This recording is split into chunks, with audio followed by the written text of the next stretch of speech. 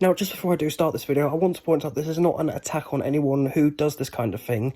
It's just more to make them aware of certain things and certain things that it does not allow. And that's technically, it's not true what they're doing.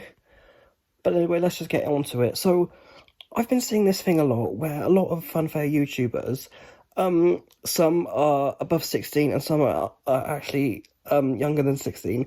The thing that they've been doing is having fairground YouTube channels of footage of FunFair rides with not really any branding, no identity, just unedited generic fairground footage, with details of the ride owner and the technical specs of the ride, and other details regarding the fair itself.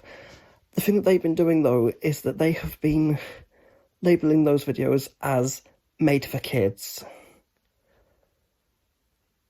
I might not need to say what's wrong with that, but in case you can't really understand why this is not true and why this is wrong and the trouble this could cause, let me explain. So, with regarding to the whole made for kids situation, it was a thing that started, I think, it was either this year or last year in January, where under a new Child Protection Act called COPPA, which is the Child's Online Privacy Protection Act, and regardless of wherever you are in the world, it's an American law and an American act that your videos have to comply with. Because apparently you cannot make data from children, and even though you're not getting the data, YouTube will be getting it in the end, and they've already been fined a hefty fine. I think I'll just have the headline up here so you know exactly how much they were fined. But basically, what it means is that if you label your video as made for kids, then it disables certain features. Apparently your revenue, if you do get monetized, drops by a certain percent. And if you have labeled as not made for kids, then YouTube, chances are, could collect the data from children. But here's the thing. The whole thing about the made for kids situation is very vague. What I would recommend doing is watch Memulus's video, because he can explain that kind of thing far better than I can.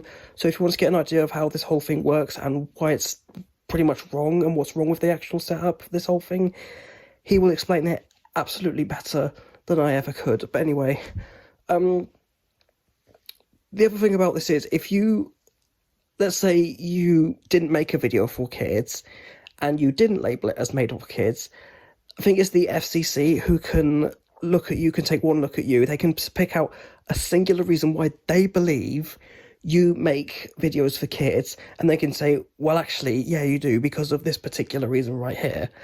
And you can disagree with them as much as you want, but they will say, no, you actually do make videos for kids. And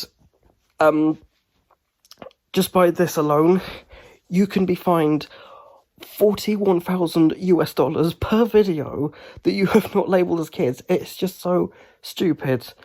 Now, onto the reason why this is wrong. So, if you have actually marketed your video about FunFair rides towards kids, like, for example, the music you put in, how you talk, the music you use, the graphics you put in, and particular wording you use for that video, then yeah, that could be considered a kid's video.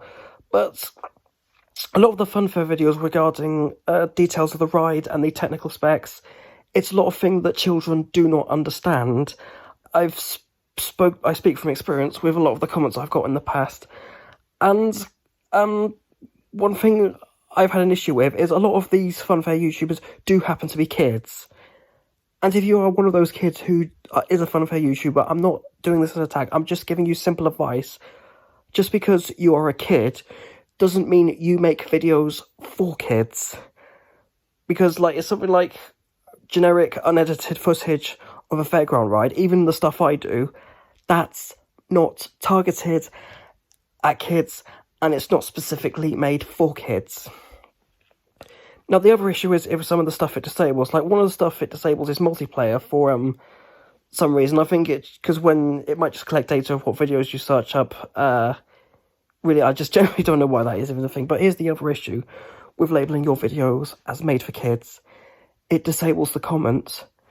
Now, in the fairground community, that can be a bit of a problem, because if, let's say, for example, a ride ownership has changed, and you label that ride as the previous owner beforehand, and you have got your video made for kids, and the comments disabled, we can't tell you that the ride ownership has changed, and this could spread on to people who aspire to be FunFair YouTubers, still thinking, yes, that's the person who just still own it. So, I shouldn't be making these videos. I know I've actually taken my sleeping tablets, by the way, but literally this is the only time I could record these past two videos, so I'm just going to leave it there. So hopefully, if you are one of these people who have been labelling your videos as made for kids, I'm hoping that you will be able to take in what I said, because all I'm just doing is giving a legitimate piece of advice. I'm not attacking you, I'm just trying to help you at that. So, yeah, I'm going to leave it there. So, tomorrow, Honington, I think the place is called in Devon, but it's somewhere where David Rowlands is hosting, but I'm just going to leave it there. So, goodbye for now.